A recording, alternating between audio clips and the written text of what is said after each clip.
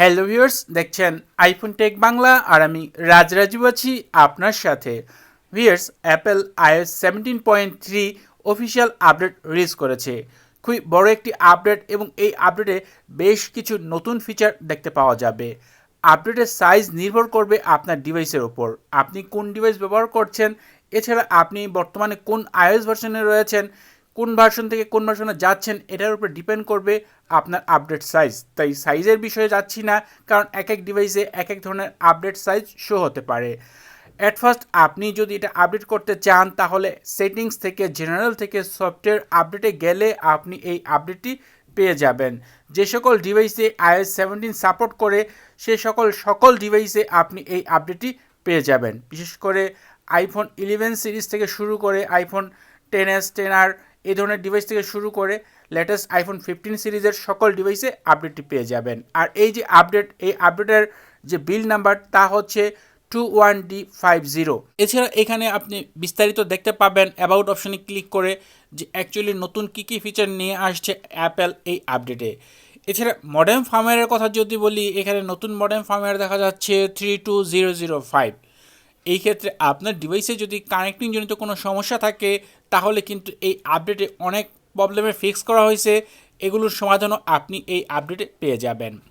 এখন এই আপডেটের নতুন যে ফিচার সেগুলো কি কি এবং সেই ফিচারগুলো আমরা কিভাবে ব্যবহার করতে পারি, কি কি বাগ ফিক্স করা হয়েছে এই আপডেটে, ব্যাটারি হেলথ বা ব্যাটারি লাইফ কেমন পাওয়া যেতে পারে, সেই সাথে পারফরমেন্স কেমন পাওয়া যেতে পারে, বিস্তারিত এই সকল বিষয় এখন এই ভিডিওতে আলোচনা করব।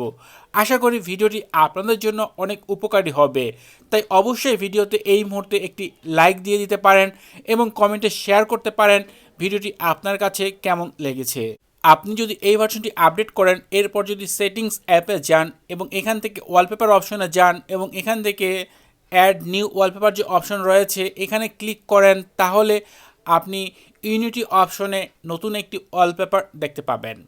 এই ইউনিটি অপশনে আসলে আপনি এখানে এই ওয়ালপেপারটি দেখতে পাবেন, যা দেখা যাচ্ছে কয়েকটি ফুলের কালার, এবং এই ক্ষেত্রে এখান থেকে ডান থেকে বামে সোয়াইপ করে আপনি এই ওয়ালপেপারের কালারটা চেঞ্জ করতে পারবেন।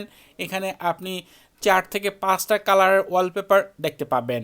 এটা ইউনিটি ওয়ালপেপার, এটা আফ্রিকার একটি যে গোত্র রয়েছে কালো প্রজাতির যে মানুষ, তাদের উদ্দেশ্য করে অ্যাপেল এটা বানাইছে। এবং এই ক্ষেত্রে যদি আপনার কাছে এই ধরনের ওয়ালপেপার বা এই ওয়ালপেপারটা ভালো লাগে তাহলে আপনি এটা ট্রাই করতে পারেন। এর কয়েকটা কালার রয়েছে, মানে কয়েকটা স্টাইলে আপনি এটা ব্যবহার করতে পারবেন। যদি আপনার কাছে ভালো লাগে তাহলে আপনি এটা ব্যবহার করতে পারেন। এরপরে যে ফিচারটি নতুন করে অ্যাড করছে তার জন্য অনেকে অপেক্ষায় ছিলেন এবং অনেক ইউজফুল একটি ফিচার। এজন্য সেটিংস থেকে ফেস আইডি অ্যান্ড পাসকোড অপশনে যাবেন। এখানে আসার পর আপনি আপনার ফোনের যে পাসকোড রয়েছে তা দিয়ে ওপেন করবেন এবং নিচের দিকে যদি যান তাহলে একটি অপশন দেখতে পাবেন স্টোলেন ডিভাইস প্রোটেকশন। এটা এই মুহূর্তে আমার ডিভাইসে অফ করা রয়েছে। এটা যদি আমরা একবার অন করে নেই, এই ক্ষেত্রে এটার অনেকগুলো সুবিধা রয়েছে।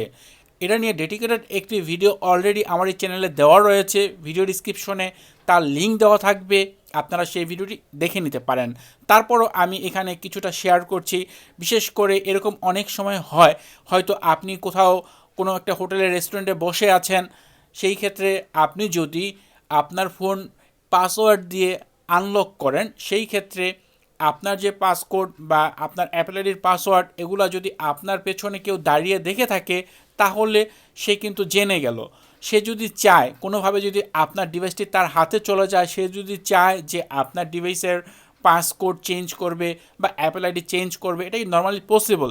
বাট আপনি যদি এখান থেকে স্টোলেন ডিভাইস প্রোটেকশন এই ফিচারটি অন করে রাখেন, তাহলে আপনি যদি আপনার যে ডিভাইস আপনি নিজেই যদি পাসকোড চেঞ্জ করতে চান তাহলে অবশ্যই আপনার ফেস আইডি লাগবে। তো এরকমভাবে অন্য কেউ যখন চেঞ্জ করতে চাইবে আপনার ফেস আইডি চাইবে, তো আপনার ফেস আইডি ছাড়া কোনোভাবেই কিন্তু কেউ আপনার অ্যাপেল আইডি চেঞ্জ বা আপনার ফোনের পাসকোড পরিবর্তন সহ আর অনেক ফিচার রয়েছে যেগুলো কোনোভাবেই পসিবল না।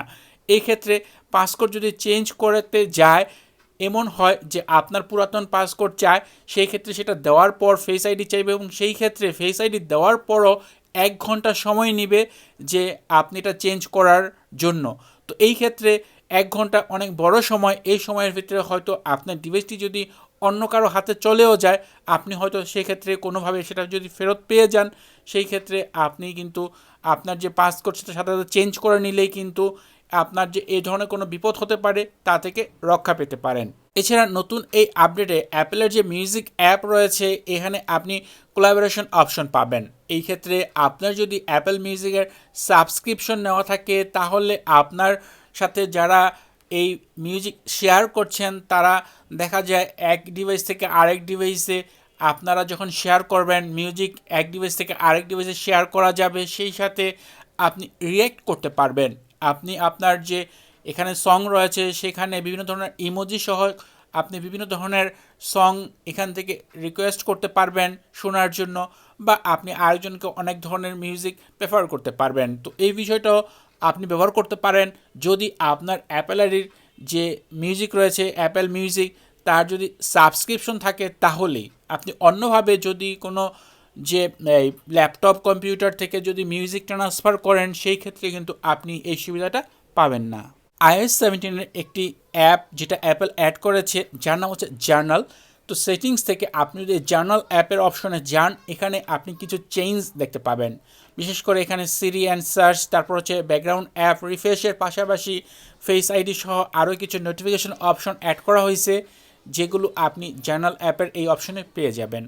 এছাড়া সেটিংস থেকে security and privacy and security অপশনে আসলে এখানে নিচের দিকে লকডাউন মোড নামে একটি অপশন রয়েছে।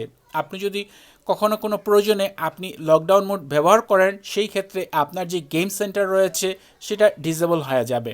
বিশেষ করে আপনি যদি বিভিন্ন ধরনের গেম প্লে করেন এবং সেই সময়ে যদি আপনার যে গেম আইডি রয়েছে সেটা ব্যবহার করার জন্য গেম সেন্টারের প্রয়োজন হয়, নর্মালি আমরা অ্যান্ড্রয়েড ফোনে দেখে থাকি যেমন গুগল প্লে, তো সেমভাবে আইফোনের হচ্ছে গেম সেন্টার। এই ক্ষেত্রে এটা সেটিংসে পেয়ে যাবেন গেম সেন্টার, বাট আপনি যদি এখান থেকে লকডাউন মোড যদি ব্যবহার করতে থাকেন তাহলে গেম সেন্টার অফ হবে।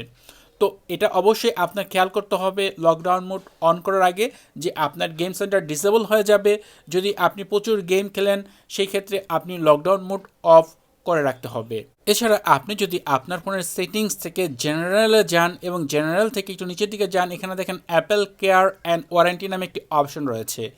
এখানে আপনার যে অ্যাপেল আইডি রয়েছে সেই অ্যাপেল আইডির আন্ডারে যতগুলো ডিভাইস রয়েছে সবগুলো ডিভাইসের এখানে ওয়ারেন্টি শো হবে। নর্মালি আমার এখানে এই মুহূর্তে শুধুমাত্র 2টা ডিভাইস অ্যাড করা রয়েছে এবং এই ক্ষেত্রে দুটোটারই কিন্তু যে কভারেজ বা ওয়ারেন্টি এটা এক্সপায়ার হয়ে গেছে। তো এখান থেকে আপনি এই বিষয়গুলো চেক করতে পারবেন। আপনার একই অ্যাপেল আইডির আন্ডারে যতগুলো ডিভাইসই থাক না কেন সবগুলোর এখানে শো হবে, এবং এই ক্ষেত্রে প্রতিটার যে ওয়ারেন্টি রয়েছে বা ওয়ারেন্টির কভারেজের যে অপশন রয়েছে এগুলো আপনি এখান থেকে চেক করতে পারবেন। এরপরের যে চেঞ্জ তার জন্য আপনাকে সেটিংস অ্যাপ থেকে জেনারেল অপশনে যেতে হবে। এরপর এখানে এয়ারপ্লে অ্যান্ড হ্যান্ড অফ নামে একটি ফিচার দেখতে পাবেন, এবং নিচের দিকে আপনি এখান থেকে যে এয়ারপ্লে রিসিভার যদি অন করে নেন তাহলে নিচের দিকে দেখতে পাবেন এখানে রিকোয়ার পাসকোড নামে একটি অপশন রয়েছে।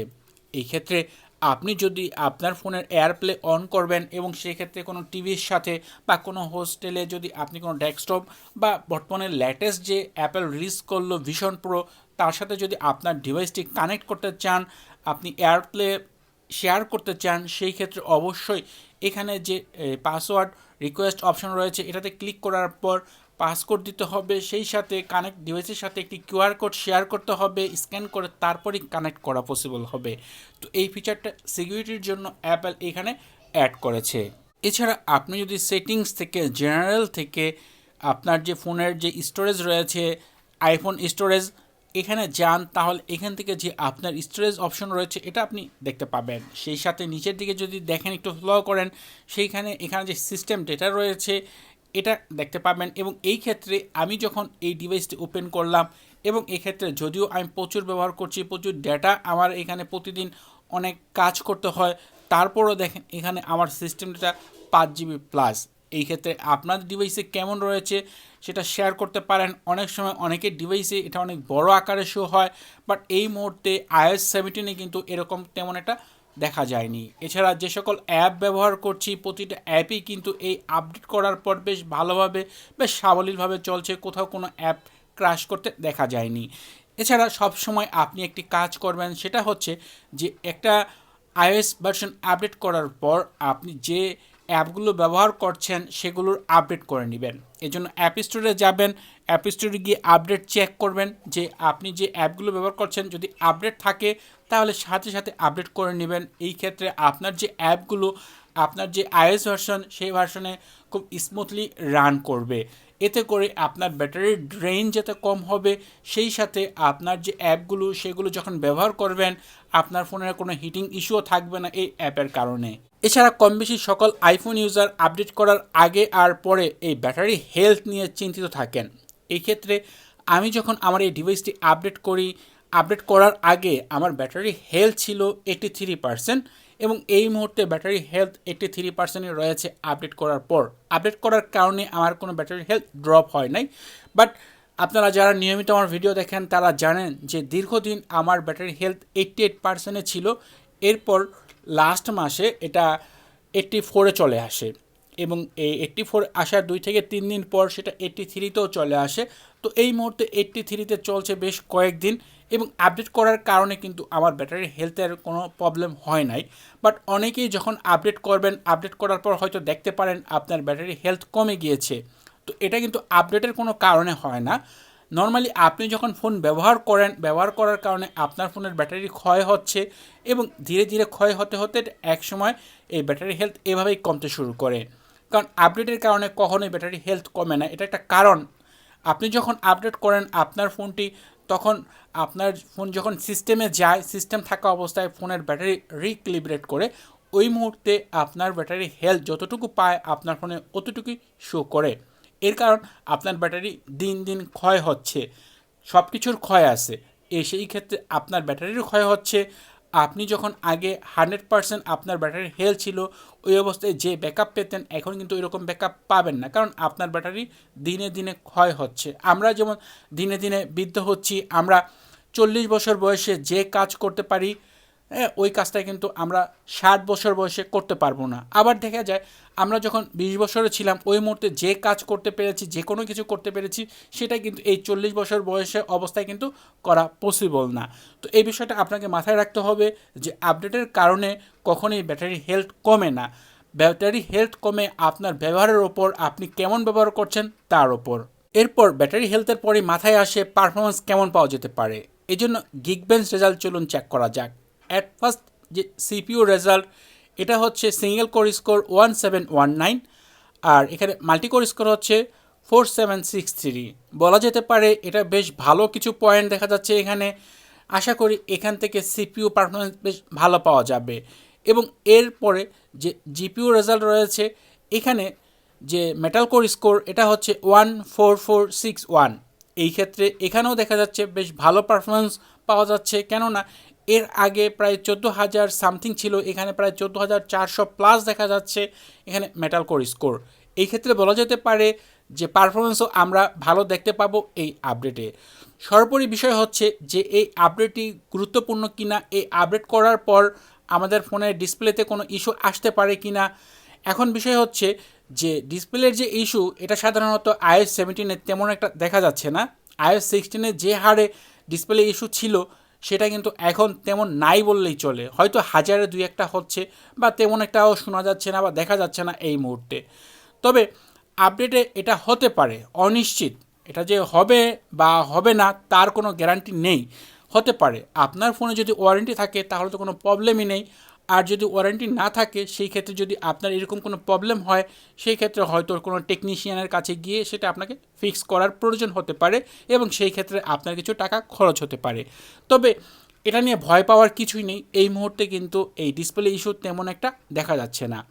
আর আগেই বলেছি ব্যাটারির যে হেলথের বিষয়টা, এটা কমতেও পারে, এখানে এটা নিয়ে ভয় পাওয়ার কিছুই নেই। ফোন ব্যবহার করছেন, ফোনের ব্যাটারি ক্ষয় হচ্ছে, তো ব্যাটারি হেলথ কমতেই পারে। এরপরের যে বিষয়, যেটা আপডেটটা আমাদের জন্য ইম্পর্টেন্ট কিনা, প্রতিটা আপডেটই গুরুত্বপূর্ণ এবং এই কারণে অ্যাপেল সবসময় রেগুলারলি আপডেট পুশ করতে থাকে। আর এই আপডেটে যেমন কিছু নতুন ফিচার রয়েছে, বিশেষ করে স্টোলেন ডিভাইস প্রোটেকশন, এটা খুবই ইম্পর্ট্যান্ট আমাদের জন্য। সেই সাথে সিকিউরিটি রিলেটেড বেশ কিছু ফিচার নিয়ে আসছে, যেগুলো অ্যাপেল কখনোই বলে না সিকিউরিটির বিষয়গুলো, শুধুমাত্র বলে দেয় বা জানিয়ে দেয় যে সিকিউরিটি রিলেটেড বেশ কিছু পরিবর্তন আনা হয়েছে বা সিকিউরিটি আপডেট করা হয়েছে। সেই সাথে আগের যে ভার্সনে, পুরাতন ভার্সনে যে সমস্যাগুলো ছিল, যে বাগগুলো ছিল, যে প্রবলেমগুলো ছিল, সেগুলো কিন্তু ফিক্স করা হয়েছে। তো এই রিলেটেডও কোনো কিন্তু তাদের যে রিলিজ যে ইভেন্টে বা রিলিজ নোটে এই টাইপের কিছু শেয়ার করেনি অ্যাকচুয়ালি কী কী বাগ ফিক্স করা হয়েছে। তবে আগের বাগগুলো যেগুলো ছিল সেগুলো ফিক্স করা হয়েছে, এই বিষয়টা আমি আপনাদের বলতে পারি। আর এই কারণে প্রতিটা আপডেটই গুরুত্বপূর্ণ, কেননা যেমন সিকিউরিটি আপডেট, বাগ ফিক্স, এই বিষয়গুলো আমাদের জন্য অনেক ইম্পর্টেন্ট। একটা আইফোন ডিভাইস সবসময় পারফেক্ট রাখার জন্য আপডেট করা প্রয়োজন। আর এই মুহূর্তে যে আপনাকে আপডেট করতে হবে তাও আমি বলছি না। এই ভিডিওটি পাবলিশ হওয়ার পর আমি এই যে ব্যবহার করব 4 থেকে 5 দিন, সেই সময় আমি এটা থেকে পারফরমেন্স কেমন পাই, এবং এই সাথে সাথে যারা আমার সাবস্ক্রাইবার রয়েছেন, যারা অলরেডি আপডেট করে নিচ্ছেন, তাদের কাছ থেকেও কিন্তু মতামত নিয়ে থাকি। সেই ক্ষেত্রে সবার মতামত দেখা যায় 1000, 1500, 2000 মতামত, ইউজারের মতামত নেওয়ার পর আমি ফলো আপ ভিডিও তৈরি করি, সেই ভিডিওতে শেয়ার করি যেটা আপডেট করা উচিত হবে কি না, বা আপডেট করলে কোনো প্রবলেম হবে কি না, বা আপডেট না করলে কোনো প্রবলেম হবে কি না। তো এই জন্য অবশ্যই আপনি যদি এখন আপডেট করতে না চান, কয়েকদিন অপেক্ষা করেন, এর পরবর্তী ভিডিওতে আমি সেই বিষয়গুলো শেয়ার করব। আশা করি এই ভিডিওটি আপনার জন্য অনেক ইম্পর্টেন্ট হবে। ভিডিওটি ভালো লাগলে ভিডিওতে লাইক দিবেন, কমেন্ট করবেন। এছাড়া আপনি যদি এখনও এই চ্যানেলটি সাবস্ক্রাইব না করে থাকেন, তাহলে নিয়মিত আইফোন রিলেটেড ভিডিও দেখার জন্য চ্যানেলটি সাবস্ক্রাইব করে নেবেন। কথা হবে পরের ভিডিওতে। সে পর্যন্ত ভালো থাকুন, সুস্থ থাকুন, আল্লাহ হাফেজ।